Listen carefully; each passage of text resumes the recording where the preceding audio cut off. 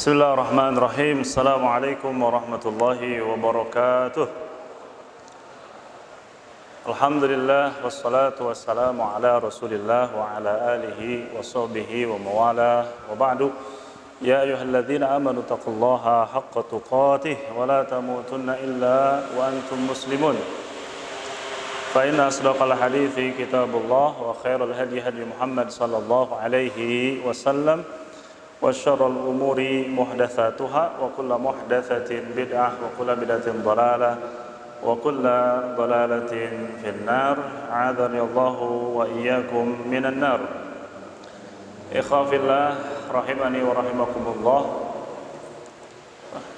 Pada pertemuan sebelumnya kita telah menyampaikan bab wujubi silaturahim, bahwa silaturahim itu hukumnya wajib, dan inilah pendapat Imam Al-Bukhari dan juga Imam Al-Qurtubi, Al-Qadhi bin Iyad dan ulama yang lainnya. Kemudian kita juga telah sampaikan bahwa silaturahim itu sesuai dengan menyambung silaturahim sesuai dengan kondisi, baik yang menyambung ataupun yang disambung. Begitu ya. Bisa dengan harta, bisa dengan tenaga, dengan apapun yang bisa membuat seseorang senang hatinya. Kemudian silaturahim juga di dalam bahasa Arab adalah silaturahim kepada yang mempunyai kekerabatan ataupun hubungan darah, orang tua, kakek ke atas, anak, cucu ke bawah, paman, kakak, paman dari bapak, paman dari ibu, kemudian apa lagi? Saudara, adik, kakak. Dan di luar itu maka bahasanya bukan silaturahim tapi silaturahmi. Dan konsekuensinya berbeda, karena kalau silaturahim kan berarti ibadah. Yang namanya ibadah berarti ada lanjutannya, ya, yang disebut dengan balasan ataupun pahala. Kemudian sekarang kita akan bacakan babu silati ar-rahimi, ya, bab silaturahim. Yang bab selanjutnya babu fadli silaturahim, bab keutamaan silaturahim. Dalam bab ini ada 3 hadis yang kita akan bacakan insyaallah pada kesempatan kali ini. Hadis nomor 49. Ini ke belakang suaranya jelas gak? Kalau kurang jelas maju aja. Katanya speakernya gak bisa sampai ke belakang. Ini maju. Semakin dekat semakin melekat, insya Allah dapat berkat.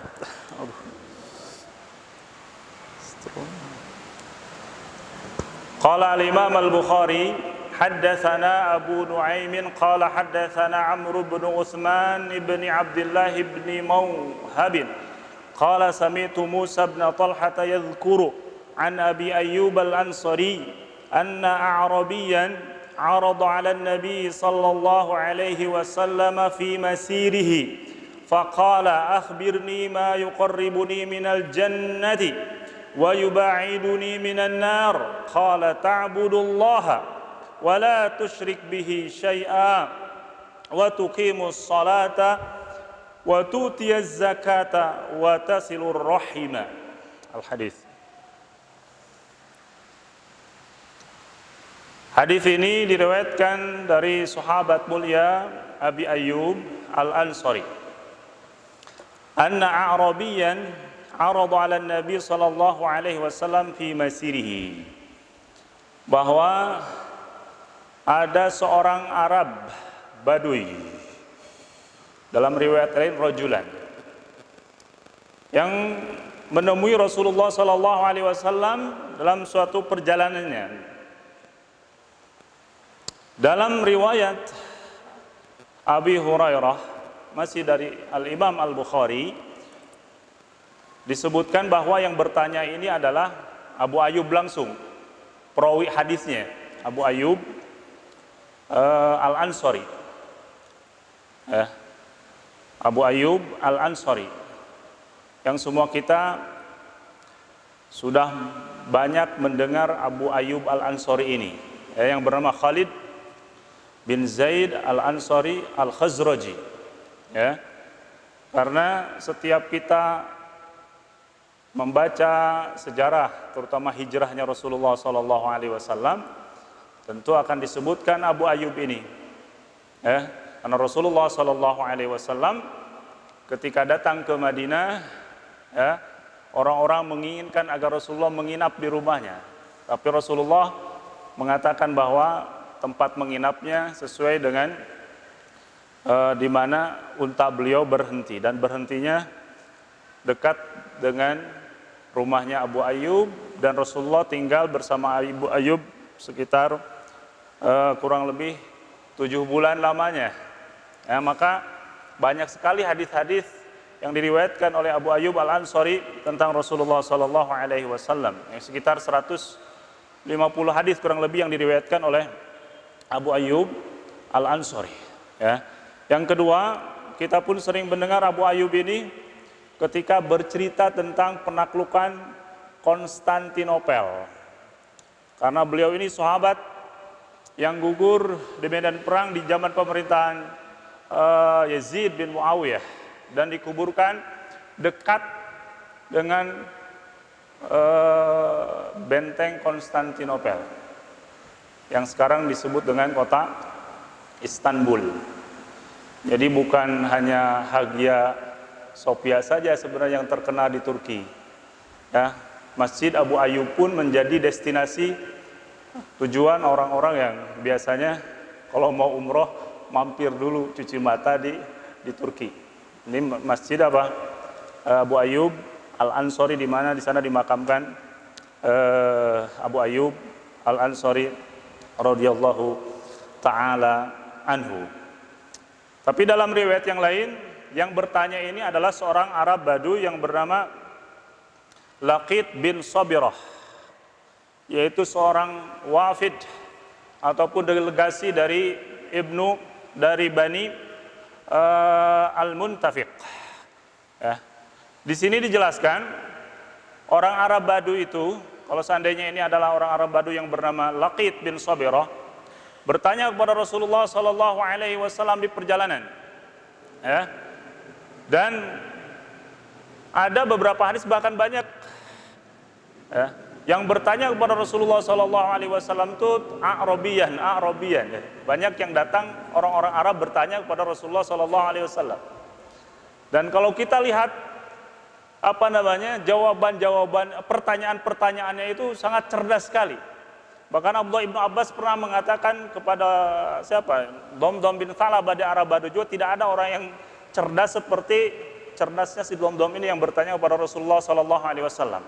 Dan kita pun akan lihat bagaimana pertanyaan orang Arab Badu ini dalam hadis ini. Ya. Pertanyaannya, akhbirni ma yuqarribuni minal jannati wa yuba'iduni minan nar. Wahai Rasulullah, informasikan kepadaku, kasih tahu aku tentang amalan yang bisa mendekatkanku ke surga dan menjauhkanku dari neraka. Wah, keren gak pertanyaannya? Pertanyaannya luar biasa. Selain pertanyaan itu, bertanya itu adalah salah satu metode dalam belajar mengajar yang paling efektif, ya, dan juga isinya sangat baik. Abdullah ibnu Abbas, hibru hadhil ummah, orang cerdas umat ini, orang yang banyak ilmunya, pernah ditanya, ya ibnu Abbas, bima adroktal ilma, wahai ibnu Abbas, dengan apa engkau bisa mendapatkan ilmu sebanyak ini, sehingga disebut hibru hadhil ummah, tinta umatnya Rasulullah sallallahu alaihi wasallam. Maka Abdullah bin Abbas menjawab, bilisanin saul wa qalbin aqul. Aku mendapatkan semua ini dengan lisan yang saul, banyak bertanya. Bahasa Sundanya banyak bertanya itu apa? Kepo. Kepo yang baik, kepo syar'i. Wa qalbun aqul, dan akal yang, hati yang selalu dipakai untuk berpikir. Jadi bertanya itu memang sangat efektif. Coba antum ingat-ingat nih, ilmu yang dapat langsung dari guru dulu kita di kelas dengan ilmu yang antum dapat dengan bertanya. Bertanya langsung di kelas atau bertanya empat mata. Yang masih melekat kira-kira yang mana? Dua-duanya gak ada yang melekat saja. Jadi keterlaluan itu. Biasanya yang ditanyakan itu, apalagi kita sesuatu yang memang lagi dicari-cari kemudian ditanya. Walaupun bertahun-tahun, kalau masih ingat biasanya selalu ingat. Itu dengan metode bertanya. Dan Ibnu Hajar pun begitu, mengatakan husnus su'al nisful ilm. Bertanya yang baik itu adalah setengahnya dari ilmu. Maka kalau guru murid-murid kita banyak bertanya dan sebagainya, jangan kesal, ya. Jawab sesuai dengan kemampuan masing-masing. Ya, apalagi anak-anak yang masih kecil biasanya kepo jiddan, ya. Segala sesuatu ditanya-tanya. Maka dengan sabar kita menjawabnya. Dan Imam Ibnul Qayyim pun rahimahullah taala yang memasukkan bertanya ketika belajar itu ya, ke dalam 6 jurus mendapatkan ilmu. Ada 6 jurus dan bertanya itu dinomorsatukan oleh beliau. Husnul su'al, bertanya yang bagus. Husnul istima', fokus. Husnul faham, pemahaman yang bagus. Al-hifdz, menghafal. Kemudian at-ta'lim, mengajarkan. Wal amal bihi, dan mengamalkannya. Dan menjadikan bertanya itu nomor 1 untuk mendapatkan apa? Ilmu. Dan ini juga menunjukkan hirsus sahabah ala ma yanfa'uhum. Betapa para sahabat itu secara umum sangat semangat sekali bertanya sesuatu yang bermanfaat bagi mereka dan agama mereka. Coba kita lihat sederetan pertanyaan-pertanyaan sahabat. Ada gak yang misalkan, ya Rasulullah besok saya mau dagang, gimana nih supaya dagang saya laris? Ya Rasulullah besok saya mau melamar, gimana supaya pelamaran saya diterima? Ada yang pernah menemukan? Mungkin ada, tapi saya belum menemukannya. Ya, tapi kebanyakan para sahabat itu bertanya, uridu murafaqataka fil jannah ya Rasulullah, aku ingin menemani engkau di surga. Bertanya lagi, ya Rasulullah, dullani ala amalin idza amiltu wa habbani Allah wa ahabbani annas ya Rasulullah. Kasih tahu aku tentang amalan yang apabila aku mengerjakannya maka Allah akan mencintaiku dan orang-orang manusia akan mencintaiku. Ya, itu pertanyaan-pertanyaan kerennya para sahabat. Pertanyaan-pertanyaan para sahabat kepada Rasulullah sallallahu alaihi wasallam tidak dikaitkan dengan sesuatu yang fana, tetapi mengejar sesuatu yang baqa, yang khalidina fiha abada. Ya. Kemudian dari penggalan pertanyaan ini pula kita bisa mengatakan bahwa ketika kita beribadah kepada Allah Subhanahu wa taala itu, kita sholat malam, sholat siang, sholat wajib, sholat sunnah, puasa, maka boleh kita berharap pahala, meminta surga dan dijauhkan dari neraka. Kenapa saya katakan demikian? Karena ada sebagian orang yang mengatakan, wah kalau kamu ini bukan hanya sekarang, dari dulu, kamu ini hitungan dengan Allah kan, sedikit pahala, dikit-dikit surga. Itu ibadahnya kelas tri, ya, belum kelas kakap. Yang namanya kelas kakap itu ya ibadah saja, gak perlu minta surga, gak perlu minta pahala. Bahkan ada yang sampai kelas ekstrim, ya Allah gak apa-apa saya masuk surga, masuk neraka, yang penting dapat ridhomu. Ada itu, saya pernah membacanya, masuk neraka yang penting dapat ridhomu. Dan tentunya ini bertentangan dengan nas-nas Al-Quran yang begitu banyak. Di dalam Al-Quran Allah Subhanahu wa ta'ala motivasi kita untuk mengharapkan kebaikan dari si Allah Subhanahu wa ta'ala. Misalkan di akhir surah Al-Kahfi Allah mengatakan, innal ladzina amanu wa amilus solihat kanat lahum jannatul firdausi nuzula. Sesungguhnya orang-orang yang beriman dan beramal soleh, sesungguhnya bagi mereka tempat tinggalnya adalah surga Firdaus. Kemudian apalagi? Perkataan istri Fir'aun, daraballahu mathalan lil ladzina amanu imra'ata Fir'aun idh qalat rabbi ibni li 'indaka baitan fil jannah, meminta sebuah rumah, sebuah istana di surga istrinya Fir'aun. Kemudian Rasulullah SAW juga ketika ditanya, ya Rasulullah, doa apa yang Anda baca ketika sholat? Kata Rasulullah salah satunya, Allahumma inni as'alukal jannata wa a'udzu bika minan nar. Ya Allah, aku meminta kepadamu surga dan berlindung kepadamu dari api neraka. Jadi kita beramal kepada Allah Subhanahu wa taala berbeda dengan berharap kepada manusia. Mungkin ditakutkan ketika kita beramal mengharapkan pahala dari Allah akan apa? Akan mengganggu keikhlasan. Seperti halnya kita ketika beramal menginginkan balasan dari manusia. Kalau berharap balasan dari manusia, yes, ya. Tapi kalau berharap kepada Allah itu ibadah. Berdoa meminta kepada Allah apa? Ibadah, sedikit pun tidak apa? Tidak menghilangkan keikhlasan, karena Allah Subhanahu wa taala yang menyuruh kepada kita untuk memintanya. Maka di dalam ibadah itu Imam Ibnul Qayyim mengatakan, ya, harus ada 3 perkara atau rukun ibadah yang beliau mengilustrasikannya bimanzilatit ta'ir. Hati kita itu ketika beribadah itu seperti apa? Seperti seekor burung yang ada kepalanya dan ada 2 sayap. Ya. Fal mahabbatu ra'su, kata Imam Ibnul Qayyim. Kecintaan, mahabbah itu diibaratkan seperti apa? Kepala burung. Kalau hati ya kepala hati kita, ya. Wajanahahu, dan kedua sayapnya apa itu? Dan kedua sayapnya adalah al-khauf war raja. Rasa takut, ar-raja wal khauf ada janahah, 2 sayapnya.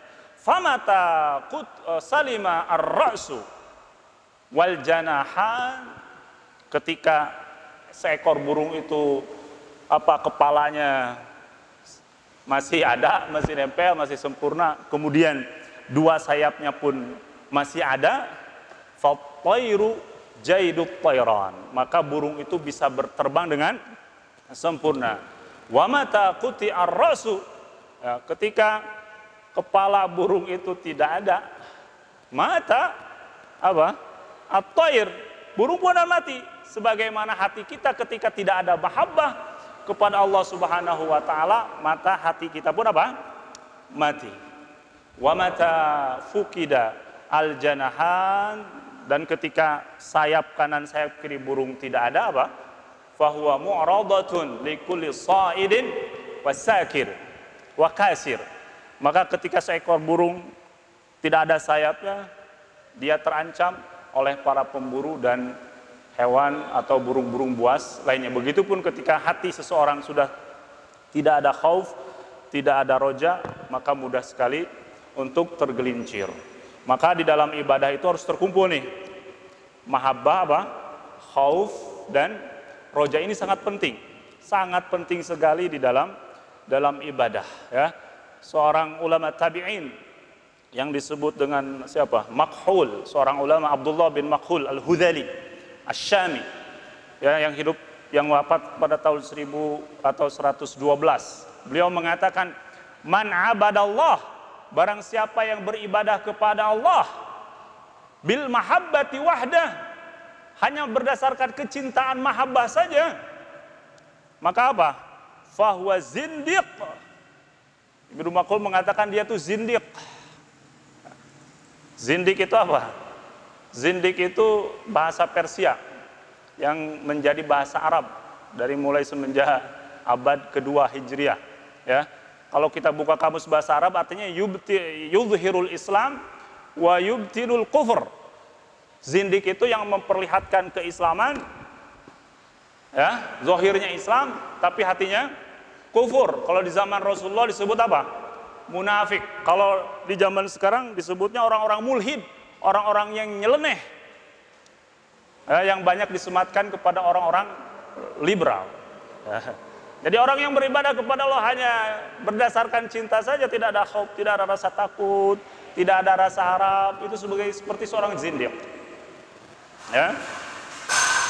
Wah, mudah-mudahan itu bukan zindiq ya. Masya Allah. Ya. Saya sengaja mengangkat suara biar gak ngantuk gitu kan. Tapi jatuh itu. Tapi mudah-mudahan bukan karena suara. Kemudian makhul menerjatun wa man abadallah bil khaufi wahda. Barang siapa yang beribadah kepada Allah hanya takut belaka, tidak ada dibarengi dengan kecintaan dan rasa pengharapan, fahuwa haruri. Kata makhul dia tuh haruri. Haruri itu dinisbatkan kepada tempat yang bernama Harura, yang menjadi tempat persembunyian orang-orang yang memberontak kepada Ali bin Abi Thalib, yang disebut dengan orang-orang Khawarij. Artinya orang yang beribadah hanya berdasarkan takut saja. Itu adalah haruri orang-orang Khawarij.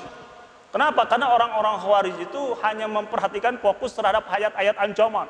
Barang siapa gini neraka. Maka menurut mereka, menurut orang-orang Khawarij, iman itu bulat begini. Iman itu bulat, satu kesatuan, tidak terpisahkan. Artinya kalau dia seseorang itu melakukan dosa, maka sudah selesai. Apanya? Dia dosa besar maksudnya, maka hancur semua imannya dan dia loncat dari asalnya muslim menjadi apa? Kafir. Ini pendapatnya Khawarij. Jadi orang takut terus, ya. Hanya memperhatikan ayat-ayat wa'idiyah. Ancaman. Maka kalau orang seperti ini, maka yu'addi ilal qunut. Akan apa? Pesimis, akan apa? Putus asa. Karena hanya membaca ayat-ayat tentang neraka, tidak ada rahmat Allah seakan-akan, ya. Sehingga hidupnya frustasi terus, ya. Wa man 'abadallah, barang siapa beribadah kepada Allah birraja wahdah, hanya penuh dengan harap terus, pengharapan atas rahmat, fahuwa murji, dia seorang murji'ah. Murji'ah juga mirip-mirip dengan Khawarij, artinya menganggap iman itu satu kesatuan. Bedanya kalau Khawarij, ya, satu kesatuannya, kalau dia berbuat dosa, misalkan mencuri, berzina, maka orang itu divonis kafir. Kalau murji sebaliknya, imam itu bulat, tidak bakal bisa terganggu. Yang penting dia mengatakan la ilaha illallah, meyakini bahwa Allah itu adalah Tuhannya. Dia mau beramal bermaksiat apapun katanya, yang ekstrimnya mengatakan imannya sama seperti imannya para malaikat dan Abu Bakar. Itu Khawarij. Ya, yang penting apa? La ilaha illallah, asyhadu an la ilaha illallah, asyhadu anna Muhammadar Rasulullah, sudah sebagai tiket masuk surga. Nah, tetapi Islam yang benar, Ahlus Sunnah wal Jamaah dikatakan, wa man 'abadallah bil mahabbati wal khaufi war raja fahuwa mu'min muwahhid. Maka seorang mukmin muwahhid itu harus beribadah kepada Allah Subhanahu wa taala berlandaskan cintanya, kemudian rasa takutnya, kemudian rasa harapnya. Maka ketika demikian akan sempurnalah keimanannya dan ibadahnya kepada Allah Subhanahu wa taala, ya. Maka ketika seorang berbuat dosa, ya, dia lebih memperbesar rasa rojanya bahwa dia mempunyai Allah yang Maha Ghafur. Ketika dia diberikan kesehatan, sehat walafiat, ingat, ya, kita harus memperbanyak sisi khauf agar tidak tafrid, tidak menyepelekan bahwa kesehatan ini akan selalu ada pada diri kita, tapi kita takut suatu saat kesehatan ini akan diambil oleh Allah, sehingga kita bisa menggunakan nikmat itu dari Allah Subhanahu wa taala, ya. Yang ketiga ini ada di dalam apa? Di dalam surah Al-Fatihah. Alhamdulillahirabbil alamin. Ini tentang mahabbah. Segala puji bagi Allah, Rabb semesta alam, pencipta kita, yang memberikan kita rezeki, yang memberikan kita segalanya. Maka ketika kita meyakini Allah itu Rabb kita, yang memberikan segalanya kepada kita nih, ya, kita bisa melihat Kang Panji, kita bisa melihat Ustaz Miftah, itu nikmat yang sangat besar saat itu ya. Ketika kita mengetahui itu nikmat yang sangat besar, maka kecenderungan seseorang, hati seseorang itu biasanya mencintai orang yang punya jasa kepada orang yang telah memberi jasa. Ini antara sesama. Ya, Ustaz Aden, cinta kepada istrinya. Kenapa? Betapa gak cinta. Pagi dimasakin nasi goreng, siangnya dicuciin, besoknya tinggal make. Betul gak? Itu cinta. Ya. Kenapa? Karena banyak jasanya kepada kita. Ini Allah yang jasanya tidak terhitung kepada kita semuanya. Maka hendaklah mahabbah kita untuk Allah Subhanahu wa taala. Maliki yaumiddin. Ini tersirat di dalamnya apa? Khauf. Raja hari akhir. Maliki, pemilik hari pembalasan. Ya. Kemudian Ar-Rahmanir Rahim, ini adalah roja, berharap, penuh harap Allah yang Maha Pemurah, Allah yang Maha Rahim. Kemudian selanjutnya qala, menjawab. Masih ingat gak tadi pertanyaannya? Ini pertanyaannya, ya Rasulullah, informasikan kepadaku amalan yang bisa memasukkan ke dalam surga, amalan yang bisa mendekatkan ke dalam surga dan menjauhkan dari api neraka. Maka Rasulullah menjawab, qala ta'budullaha wa la tusyrik bihi syai'a. Engkau beribadah kepada Allah, mentauhidkan Allah dan tidak mensekutukannya dengan suatu apapun. Ini jawaban Rasulullah. Pertama adalah tauhid. Amalan yang bisa mendekatkan kita ke dalam surga dan menjauhkan kita ke dalam neraka, apa itu? Tauhid dinomorsatukan oleh Rasulullah SAW karena ini adalah aslul amal, pondasi semua amal ibadah kita. Tanpa tauhid, ya, tauhid kita tidak benar, maka akan berakibat amalan kita pun tidak benar. Ya. Dan kalau kita perhatikan, ketika ada perintah di dalam Al-Quran tentang tauhid, pasti diikuti dengan apa? Larangan berbuat syirik. Ini sebuah konsekuensi logis yang tidak terpisah. Allah mengatakan, wa may yakfur bit-taghuti wa yu'min billah. Wa laqad ba'atsna fi kulli ummatin rasula apa? Ani ibudullah. Terus apa? Wajtanibu taghut. Begitu. Wa'budullaha wa la tusyriku bihi syai'a. Karena ini adalah rukun tauhid. Al-itsbat wan nafyu. Mengisbatkan, menetapkan hanya Allah saja Tuhan kita dan menafikan seluruh apa? Sesembahan selain Allah. Maka tidak bisa kita hanya mentauhidkan Allah sementara konsekuensi selanjutnya apa? Tidak mensekutukannya, ya, tidak kita laksanakan, maka tidak akan sempurna tauhid seseorang. Maka isbat wan nafyu, mengakui Allah Rabb satu-satunya dan menafikan seluruh ilah. Salat nih, salatnya rajin, ya, tapi besoknya misalkan sebelum berangkat ke sawah nyokotolah menyan, Ustaz Ujang, ada jampang yang gitu. kagua, cupa-capu. Atau datang ke Bah Terong Peot, ya, Bah Terong Peot, saya mau buka outlet nih, ya. Sholatnya rajin, tapi datang ke dukunnya pun rajin. Ini bertolak belakang, ya. Tauhid dengan syiriknya dua-duanya dilaksanakan. Maka rukun tauhid itu harus terpenuhi. Menetapkan Allah satu-satunya sebagai Rabb dan menjauhi semua bentuk kesyirikan. Nah, dan ini paling banyak orang tidak sadar. Kalau orang syirik jelas, tapi kalau yang gado-gado gini susah, ya kan? Gado-gado, kebanyakannya gado-gado. Ya, syiriknya iya. Tauhidnya juga, ya. Iya, berarti tauhidnya bukan tauhid kalau begitu. Selanjutnya yang kedua, wa tuqimus shalah, dan mendirikan sholat. Ini mendirikan sholat itu bahasa Arabnya bisa ada, yu'addi, bisa aqoma, yuqimu. Tetapi di dalam Al-Quran sebanyak 100 kata sholat, ya, tidak ada satupun yang didahului dengan adu, laksanakanlah. Tetapi banyaknya aqimu, aqimi, al-qaimin, ya. Karena aqoma itu punya makna lain dengan hanya melaksanakan. Kalau yu'addi itu mungkin hanya melaksanakan kewajiban selesai. Tapi kalau aqoma itu al-ada atau ada usholah ala wajhis sahih bi arkaniha wa syurutiha bi tadabbur wa khusyuk. Jadi yang namanya aqoma itu, kenapa Allah Subhanahu wa taala selalu menggunakan kata aqoma sampai 51 kali di dalam Al-Qur'an?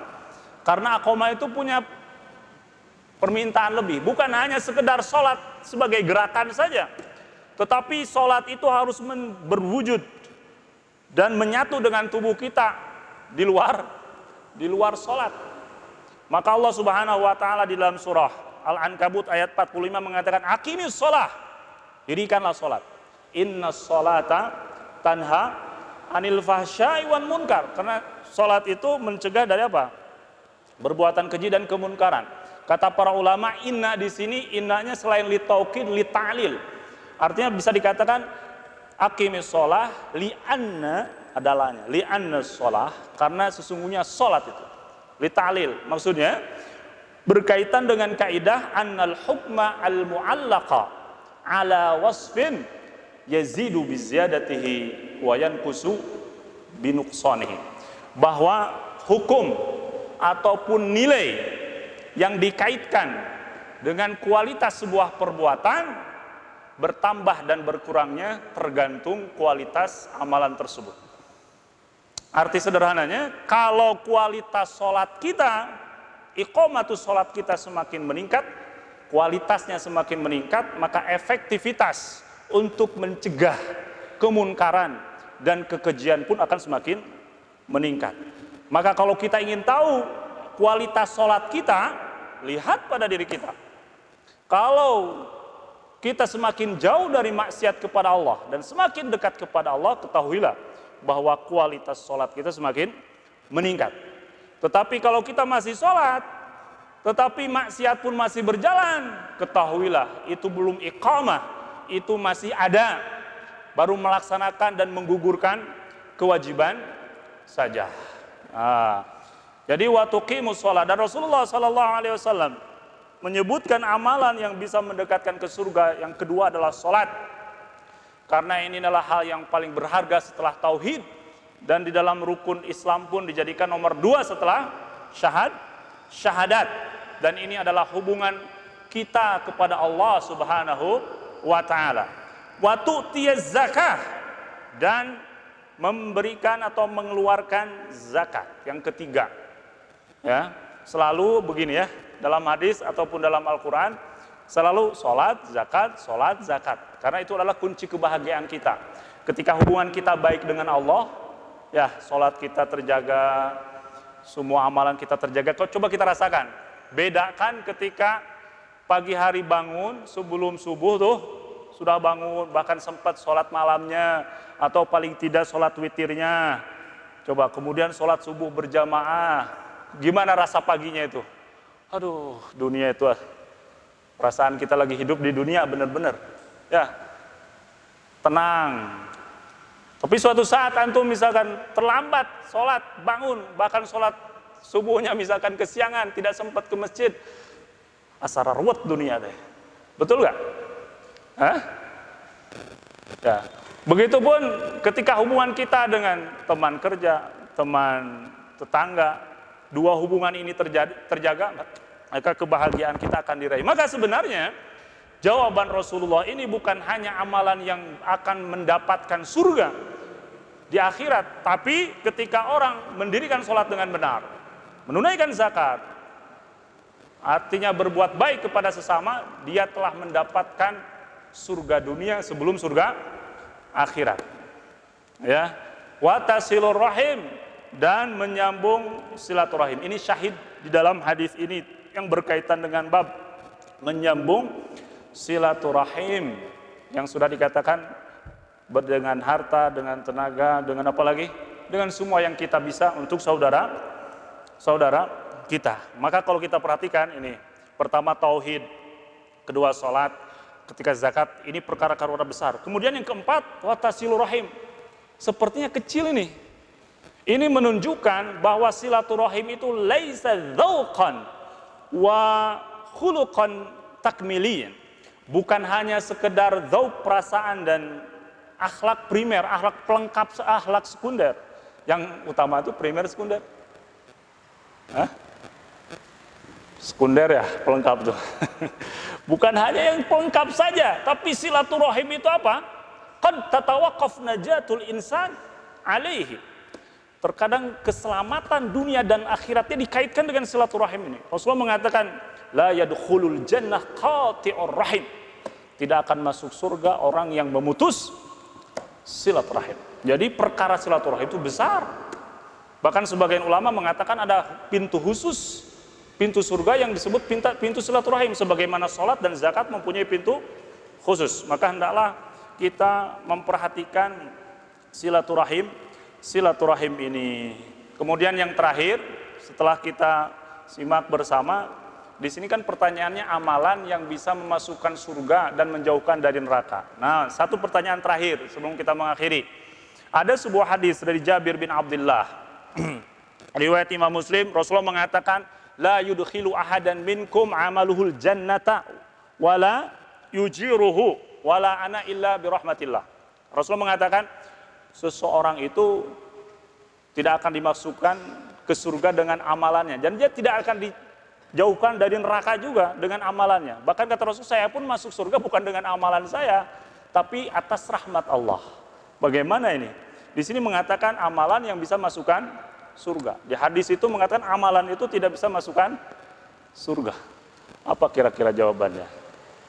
Ini PR. Nanti minggu depan ditanya siapa saja yang bisa jawab betul dapat hadiah. Baik, kita tutup. Subhanakallahumma bihamdik, asyhadu an la ilaha illa anta, astaghfiruka wa atubu ilaik. Assalamualaikum warahmatullahi wabarakatuh.